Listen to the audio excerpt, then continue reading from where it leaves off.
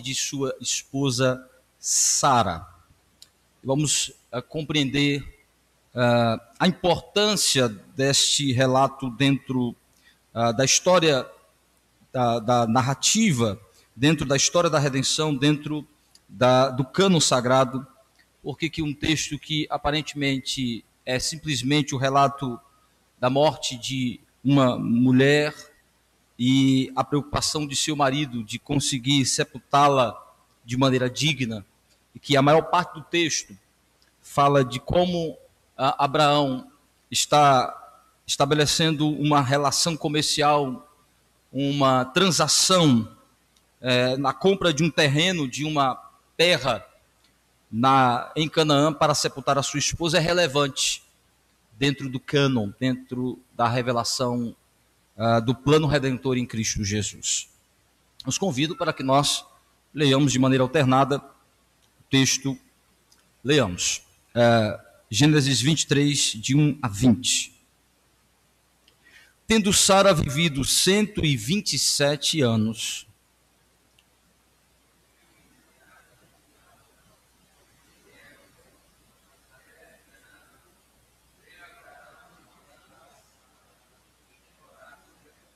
levantou-se, pois, Abraão da presença de sua morta e falou aos filhos de Et: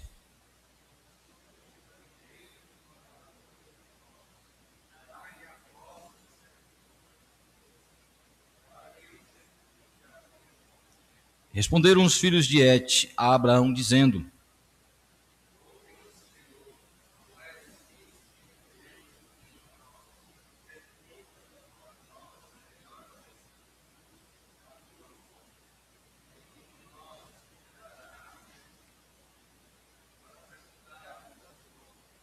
Então se levantou Abraão e se inclinou diante do povo da terra, diante dos filhos de Et.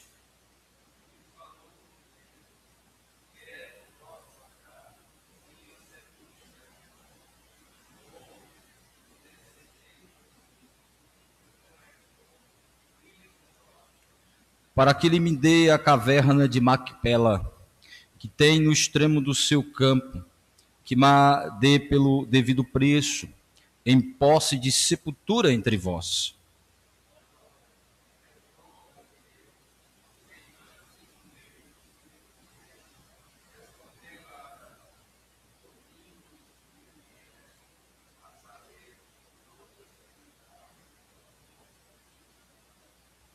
De modo que nenhum, meu senhor, ouve-me, dou-te o campo.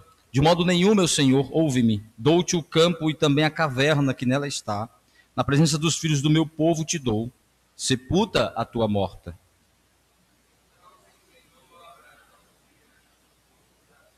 E falou a Efron na presença do povo da terra, dizendo: Mas, se concordas, ouve-me, peço-te, darei o preço do campo, toma-o de mim, e sepultarei ali a minha morta. Meu senhor, ouve-me, um terreno que vale 400 ciclos de prata, o que é isso entre mim e ti? Sepulta ali a tua morta.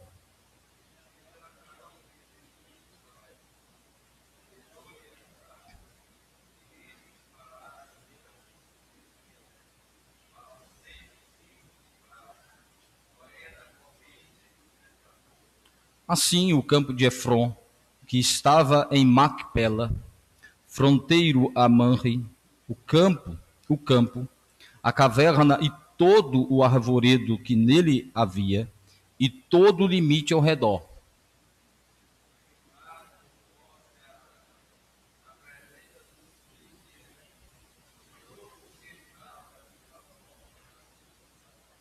Depois sepultou Abraão a Sara, sua mulher, na caverna do campo de Macpela, fronteiro a Manre, que é Hebron, na terra de Canaã.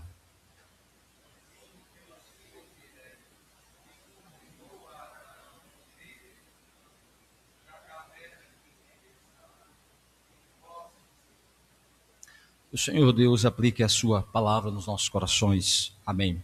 Deus bendito, louvamos e bendizemos ao Senhor. Pedimos agora a tua bênção, tua graça para a exposição da tua palavra, que ela venha nos edificar e que o Senhor receba a glória através da fiel exposição da tua palavra. Em nome de Jesus. Amém.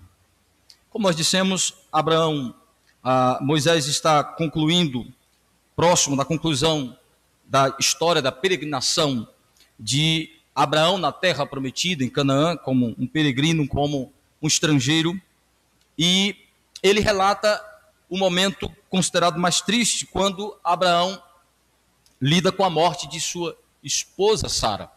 É interessante que este relato ele é colocado logo depois da experiência que Abraão teve com o livramento de seu filho Isaque. Depois de ver o livramento da morte, com a ressurreição simbólica, como o Novo Testamento vai chamar, ele, como se ele tivesse sido ressuscitado, porque essa era a fé, a crença de Abraão, que ao sacrificar o seu filho, ele não claudicou, não teve dúvida que ele sacrificaria Isaque em oferta ao Senhor, na obediência à sua palavra. Se ele fizesse isso, em fazendo isso, Deus ressuscitaria o seu filho, porque Deus prometeu que ele seria o filho das promessas, o filho da aliança, aquele que traria a descendência santa, o Redentor, o Salvador. Por isso, depois dessa experiência, depois de ter o livramento da morte, o seu filho liberto, livre da morte, agora ele não tem como se livrar da morte na sua família. Mesmo passando por um grande livramento de Deus por parte do seu filho, agora a morte é uma realidade que bate à sua porta. A sua esposa, em ditosa velhice, morre. Mesmo que o texto pareça indicar que Sara não sofre com nenhuma doença que lhe traga longa, que lhe traga sofrimento e dor, parece-nos uma morte súbita, um momento de fato em que a velhice conclui a sua fase, levando à morte, ao falecimento de todos os seus órgãos, a uma condição decrépita natural. A gente diz natural porque no sentido de como o corpo vai de fato se decompondo a partir de nossa existência. Parece-nos que Sara não sofre com nenhuma doença que a leva à morte, mas em sua ditosa velhice ela morre. Mas independentemente da morte ter como causa algum longo sofrimento, uma doença terminal, destruidora, terrível, como o câncer e outras doenças tão terríveis que causam tantas dores e angústias e aflições, a morte continua sempre sendo uma inimiga, uma maldição, algo que traz dor, sofrimento, angústia, que separa, que traz separação, que traz o fim à existência da terra e traz dor, sofrimento, ao nos separar de nossos entes queridos, de nossos parentes, das pessoas que nós amamos. A morte continuará até a consumação da obra de Cristo, sendo um mal que nos causa dor, sofrimento, tristeza, angústia e muito lamento. Por isso que nós vamos perceber que não é diferente com Abraão. Ele vai lidar com a dor da morte, a dor da perda, da separação com a sua esposa. Mas em meio a este relato funesto, a este momento triste da história de Abraão, nós percebemos que a narrativa, que o relato, ele, além de apresentar uma coisa triste, ele tem uma nota, um tom de esperança, de conforto. Existe aí um conforto e uma esperança neste arranjo fúnebre, nesta cerimônia de sepultamento. E esta é a tônica, esse é o ponto da narrativa. Ele não quer nos deixar com o simples fato da dor, da tristeza de um marido que perde a sua esposa, a dor da separação pela morte, a dor e a tristeza que a morte traz, mas o que está por trás disso, atrelado às promessas e à palavra de Deus, que há conforto e esperança para os que nele creem. E é por isso que Abraão está aqui sendo relatado como quem também experimenta, passa por isso, como pai da fé, como crente, como um homem como nós, que sofre, sente e é atingido, mas que também é confortado e é substituída a sua dor e as suas lágrimas pela esperança no Senhor, na sua promessa, na sua palavra. Vejamos então como Moisés coloca esta questão e como o sepultamento de Sara é de valor, de grande valor para a história de Israel e para a história da redenção. A compra desse terreno, que a maior parte do texto é exatamente isso, a compra de um terreno para sepultar, de um local para ter o sepultamento e que se tornará o sepulcrário desta família, e que será a primeira posse definitiva, legal, a primeira posse permanente de Abraão na terra prometida. Isso é muito significativo. Ele mostra então como isso está relacionado à história de Israel e à história da redenção, à história da igreja. Nós vamos então, meus irmãos, caminhar por esse texto, por essa narrativa, por este relato, norteados pelo seguinte tema: a morte e sepultamento de Sara e a possessão da terra prometida por Deus. Primeiro, vamos pensar a respeito da própria morte e sepultamento de Sara. Então, a morte de uma esposa, amiga e companheira de peregrinação.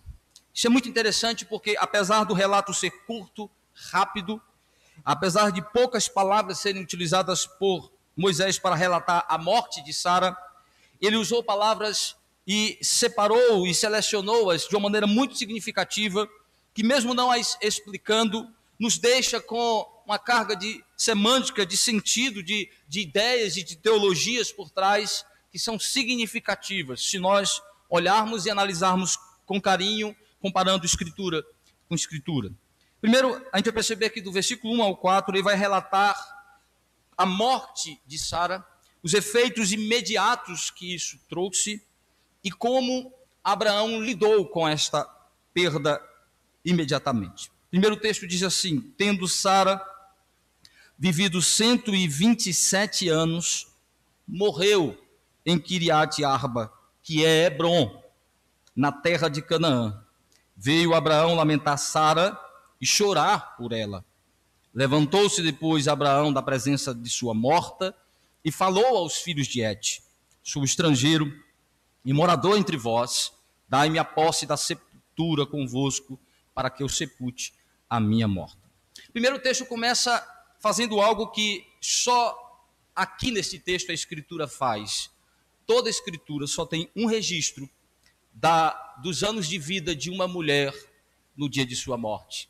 Só uma mulher tem todos os seus anos de vida relatados no seu momento de sepultamento e de morte. Só Sara tem a quantidade de anos que ela viveu registrado. Sendo assim, sendo uma exclusividade, isso é significativo.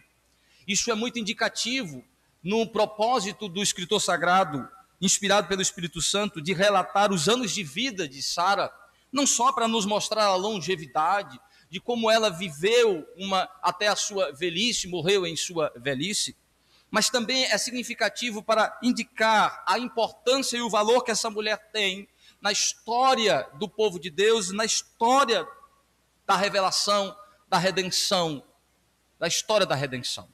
Ou seja, o papel que Sara tem como esposa de Abraão, como serva do Senhor, como companheira de peregrinação de fé do seu marido, do seu esposo. Por isso, o relato do nome dela, seus anos de vida, a destaca, assim como Eva recebe o nome de mãe da nação, mãe da humanidade, mãe dos seres humanos.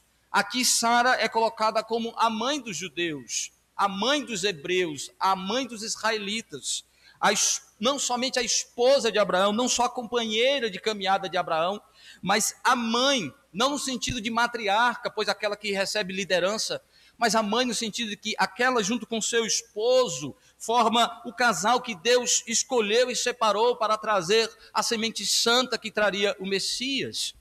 Então isso é significativo para indicar seu valor, sua importância como esposa, como mãe e como serva do Senhor. Isso é muito significativo, principalmente quando nós olhamos para outros textos e percebemos que o relato, a referência a Sara, indica exatamente como ela é colocada em uma importância e um valor como instrumento nas mãos de Deus, nas mãos do Senhor.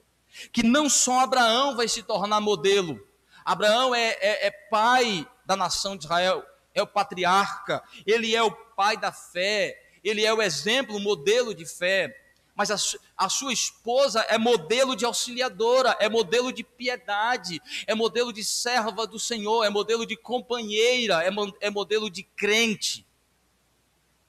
Isso é muito importante e significativo para entendermos como Deus vai revelando o seu plano também, a partir do projeto de família e do que a família, do que o casamento criado por Deus significa, como símbolo, como referência, como modelo, como representação da relação entre Deus e os eleitos, entre Cristo e a igreja. Veja então, meus irmãos, rapidamente para os irmãos perceberem a relevância disso. Sara é apresentada como a mãe da nação de Israel. Veja Isaías capítulo 51, versículos 1 e 2. Isaías faz questão de fazer referência a Sara em associação ao seu marido, Abraão, e como ambos são progenitores, são geradores da nação de Israel. Vejam aí, Isaías 55, versículos 1 e 2. Ouvi-me vós, os que procurais a justiça, os que buscais o Senhor, olhai para a rocha de que fostes cortados, e para a caverna do poço de que fostes cavados. Olhai para Abraão, vosso pai, e para Sara que vos deu a luz, a mãe. É tão interessante que nenhum texto vai fazer referência direta a Sara como a mãe de vocês, para não confundir a ideia de que ela substitui o papel do seu marido como cabeça, como chefe, porque o princípio é patriarcal, a liderança é patriarcal. Mas aqui faz uma referência a ela como progenitora, como mãe, diz assim, ela que te deu a luz, porque era ele único quando eu o chamei, abençoei e o multipliquei.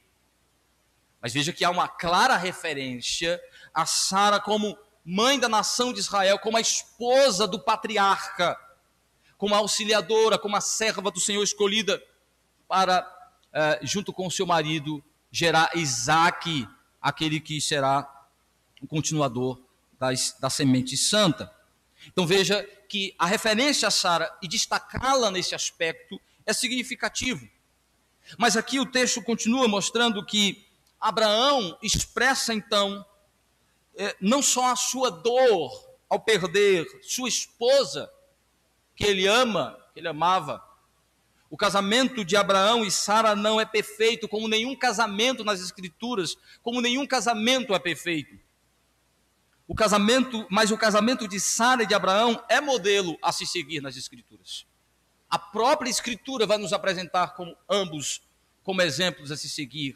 Não porque são perfeitos, não porque eles nunca brigaram como casal, não porque nunca tiveram uma DR ou uma confusão ou algum problema, não porque não tiveram alguma dificuldade, pelo contrário. A Bíblia não omite e relata e registra alguns até cabeludos, como a discussão em relação a expulsar Agar e o seu filho Ismael.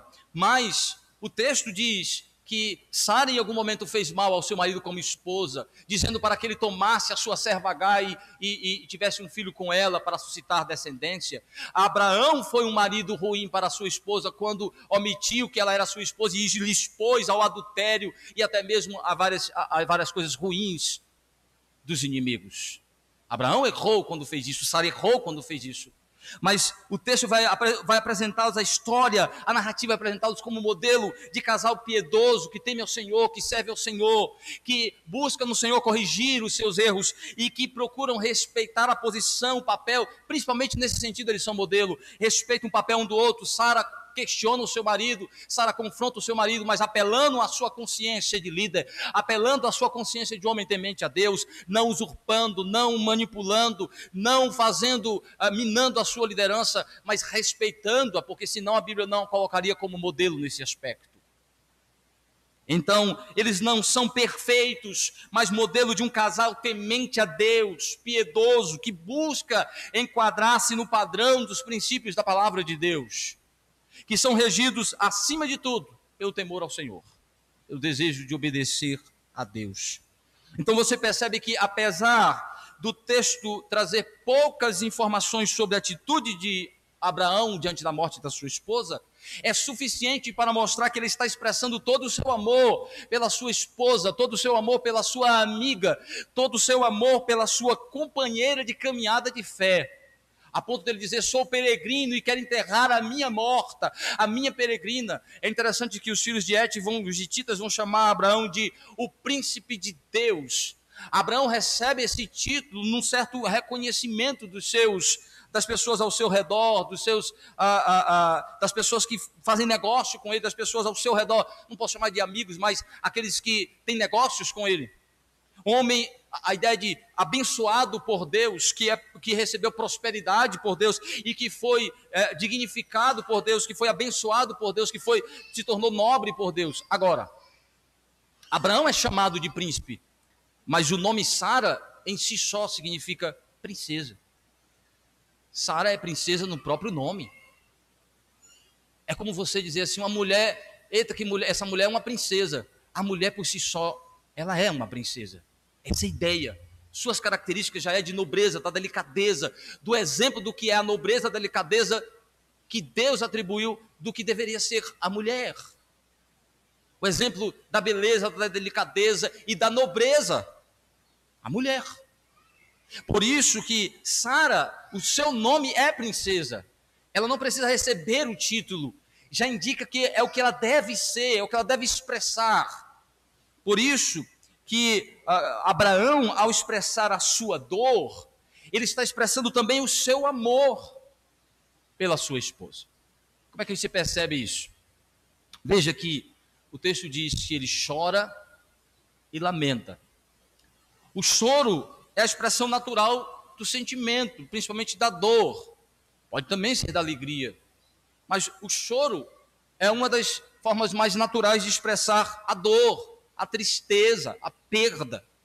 Mas o lamento é uma expressão muito específica, que distingue aí do choro.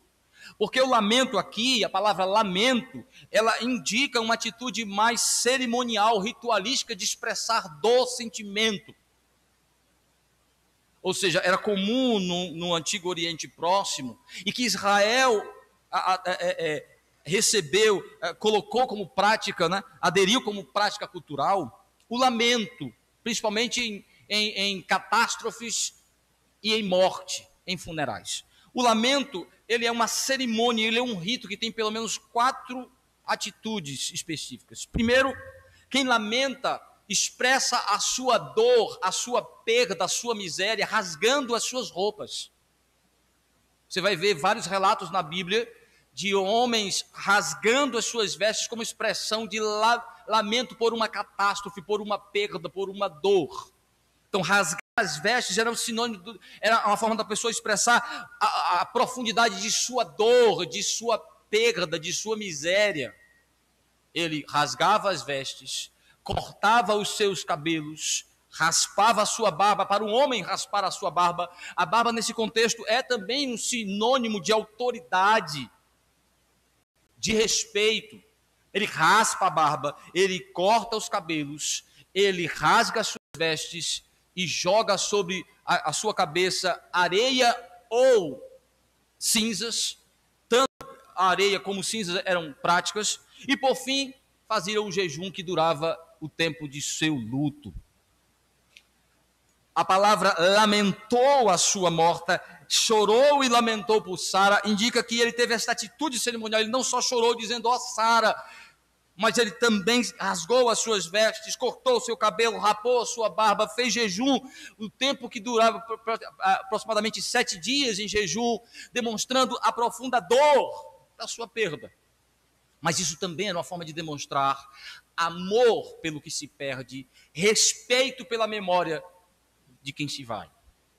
Então aqui implicitamente Moisés está dizendo: Abraão demonstrou o seu amor por Sara, o tamanho da dor de perdê-la como sua esposa, como sua companheira, como sua amiga e companheira de peregrinação. o acompanhou na sua caminhada, que Deus o chamou para a terra prometida, Deus chamou para peregrinar, e em nenhum momento ela colocou dificuldade, em nenhum momento ela resistiu ao ministério de seu esposo, de ser uma auxiliadora, de acompanhá-lo, o confrontou quando percebeu que ele saiu deste propósito, quando ele fez algo que era contrário àquilo que Deus ordenou, ou que seria, no seu entendimento, correto de um marido fazer. Por isso, Sara vai ser pelas Escrituras apresentada como modelo de piedade e de esposa, e de auxiliadora, e de mulher que honra o seu marido, porque é submissa à sua liderança. Veja, lá em Gálatas, capítulo 4, Gálatas não, perdão, 1 Pedro, capítulo 3, de 1 a 6, 1 Pedro 3, de 1 a 6, Pedro vai fazer referência a Sara como modelo de piedade, como modelo de esposa fiel, como modelo de mulher submissa ao seu marido. E mais que isso, vai dizer que todas as mulheres devem seguir o seu exemplo. Veja aí, capítulo 3, 1 Pedro, capítulo 3, de 1 a 6. Mulheres, sede vós igualmente submissas ao vosso próprio marido, para que, se ele ainda não obedece à palavra, seja ganho sem palavra alguma, por meio do procedimento de sua esposa. Ao observar o vosso honesto comportamento, cheio de temor, não seja o adorno da esposa o que lhe é exterior, como frisado de cabelo, adereço, ouro, aparato de vestuário, seja, porém, o homem interior de coração unido ao incorruptível traje de um espírito manso, tranquilo, que é de grande valor diante de Deus. Pois foi assim também que a si mesmo se ataviaram outrora as santas mulheres, que esperavam em Deus, estando submissas ao seu próprio marido, como fazia Sara, que obedeceu a Abraão, chamando-lhe Senhor, da qual vós vos tornastes filhas. Sara é mãe da nação de Israel, mas é também mãe das crentes, das servas do Senhor, nesse sentido. Praticando o bem e não temendo perturbação alguma.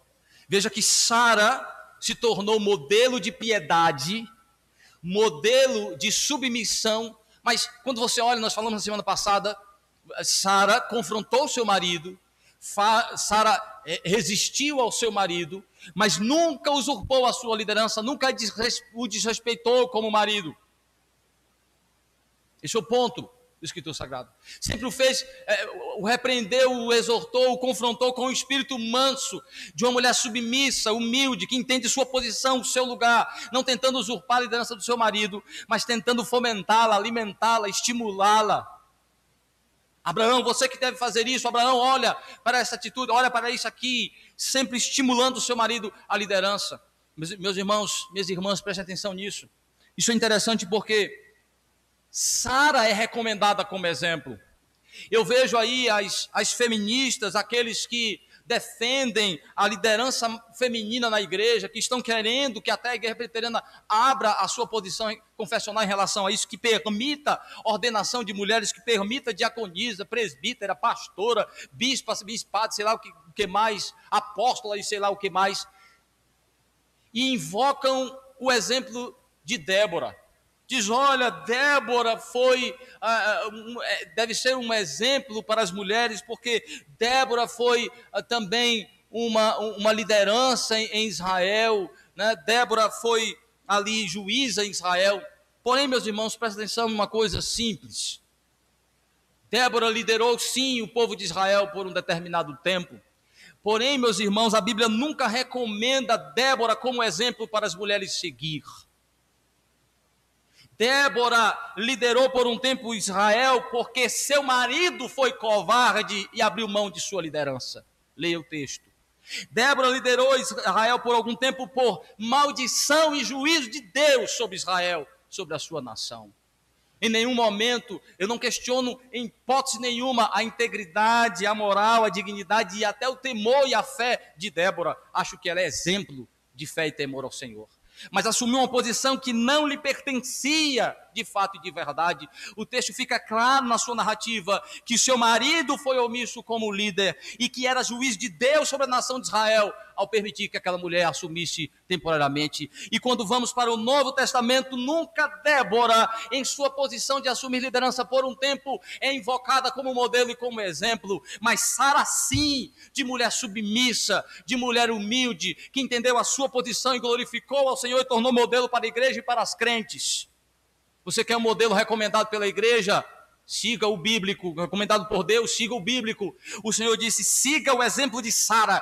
As mulheres devem seguir o exemplo de sua mãe, Sara. As mulheres devem seguir os pisadas de Sara e não de Débora.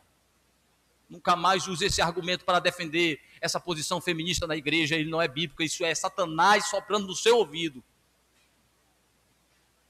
Débora nunca é recomendada para as mulheres como exemplo a se seguir para honrar ao Senhor.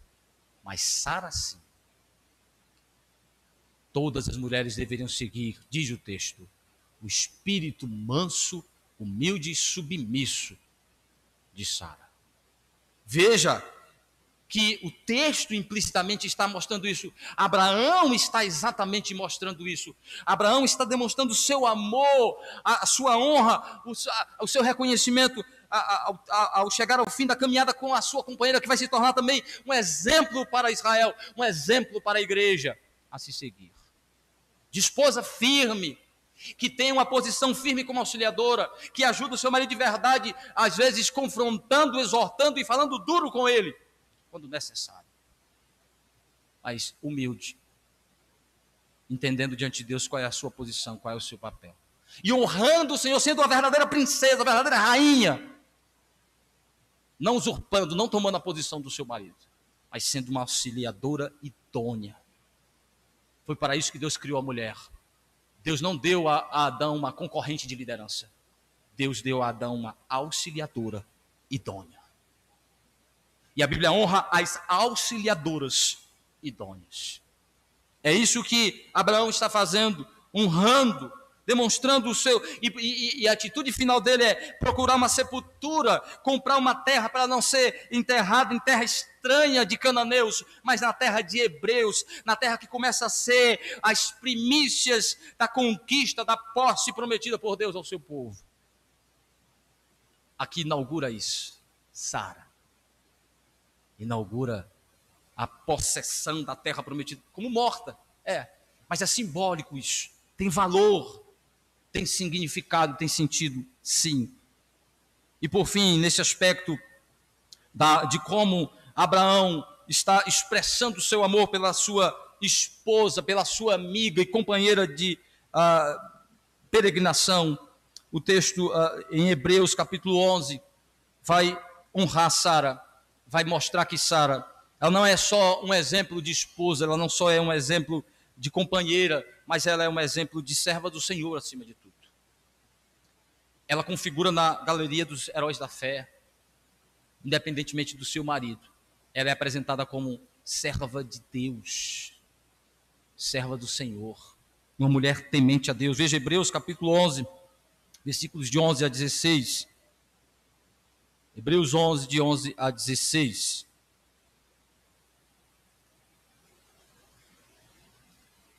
Hebreus 11, de 11 a 16, diz assim: pela fé também a própria Sara recebeu poder para ser mãe, não obstante o avançado de sua idade, pois teve por fiel aquele que lhe havia feito a promessa.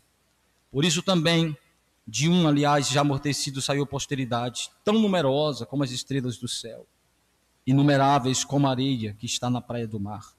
Todos estes morreram na fé, sem ter obtido a promessa, vendo-as, porém, de longe, saudando-as, confessando que eram estrangeiros, peregrinos sobre a terra.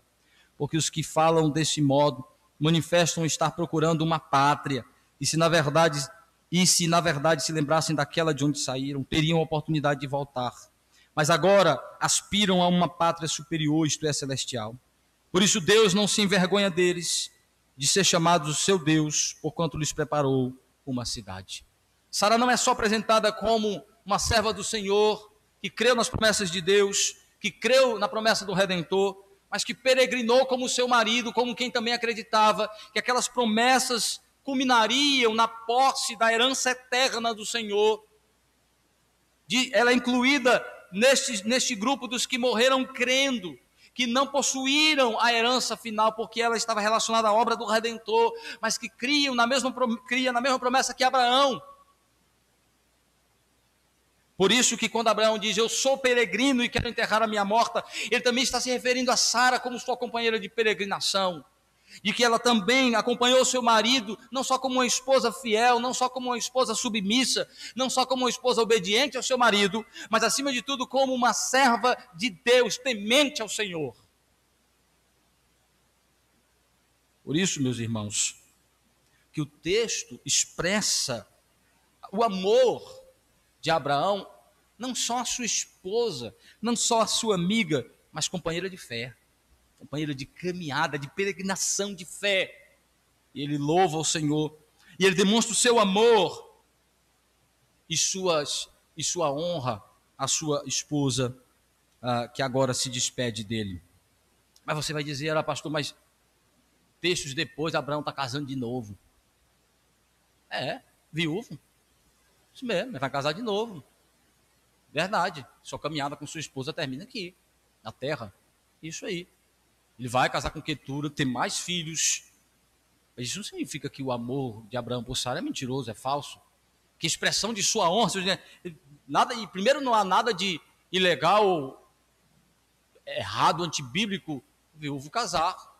Eu vejo algumas pessoas dizer que, mas a pessoa viuvou e vai casar de novo. Sim, qual é o problema? Biblicamente não há problema nenhum